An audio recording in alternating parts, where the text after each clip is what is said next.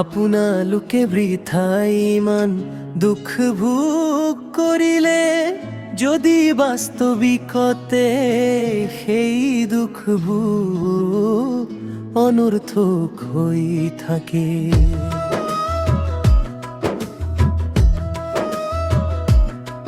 গতিকে কওকচোন যিজনে আপোনালোকক আত্মদান কৰে আৰু আপোনালোকৰ মাজত পৰাক্ৰম কাৰ্য সাধন কৰে, তেওঁ বিধানৰ কৰ্মৰ দ্বাৰাই কৰে নে মাতা জুনি বিশ্বভৰ বাৰাই কৰে। যেনেকৈ অব্ৰাহামে ঈশ্বৰক বিশ্বাস কৰিছিল আৰু সেই বিশ্বাসে তেওঁৰ পক্ষে ধাৰ্মিকতাৰ স্বীকৃতি দিলে, তেনেদৰে আপোনালোকক তেওঁ এই কথা জানক যে যিসকলে বিশ্বাস কৰে তেওঁলোকেই অব্ৰাহামৰ সন্তান।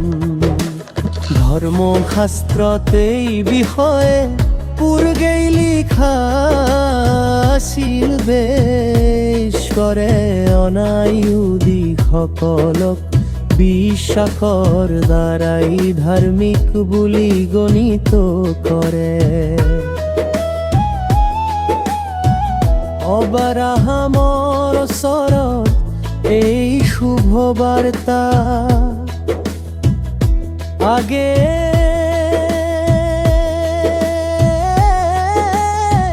ঘোষণা কৰা হৈছিল।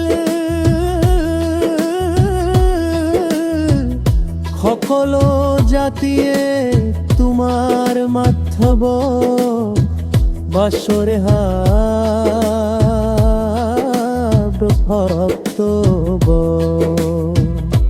সেহে অব্রাহাম বিশ্বাসী হওয়ার যেনেকৈ আশীৰ্বাদ পাইছিলে, বেনেকৈ বিশ্বাসী সকলো অব্ৰাহামে হইতে আশীৰ্বাদ প্ৰাপ্ত হ'ল।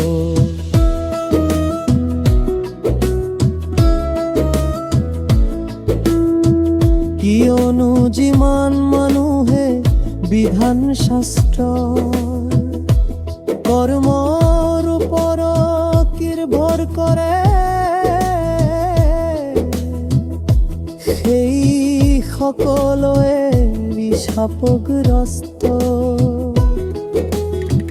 কিয়নো শাস্ত্ৰত লিখা আছে, যিহানত যিসকলো লিখা আছে, তাৰ সকলো কথা যিজনে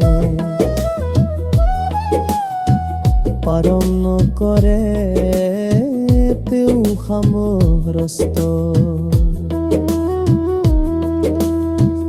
এতিয়া এইটো সুস্পষ্ট যে বিধানৰ দ্বাৰা ঈশ্বৰৰ দৃষ্টিত কোনো ধাৰ্মিক বুলি গণিত নহয়, কাৰণ ধাৰ্মিক জন বিশ্বাসৰ দ্বাৰাই জীয়াই থাকিব।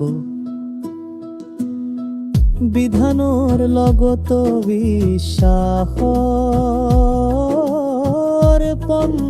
বন্ধ নাই, কিন্তু যিজনে বিধানৰ সকলো পালন কৰে, কেও বিধানৰ মাজতে জীৱিত থাকিব। খ্ৰীষ্টই মূল্য দি বিধানৰ সকলো পৰা আমাক মুক্ত কৰিলে, কাৰণ তাও আমার কারণে সাপস্যবোৰ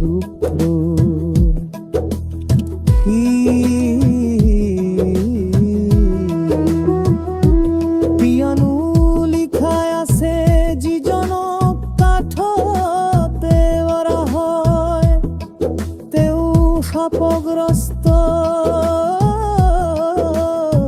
খ্ৰীষ্টই নিজৰ ওপৰতে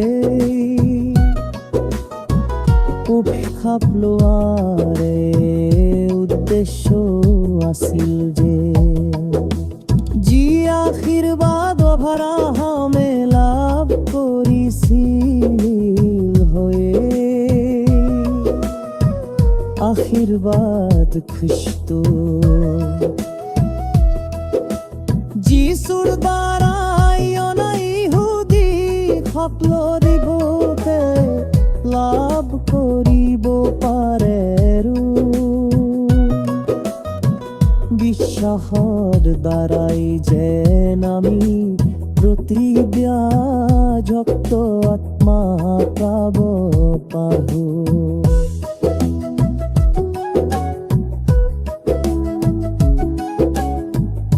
বিধান আৰু প্ৰতীক্ষা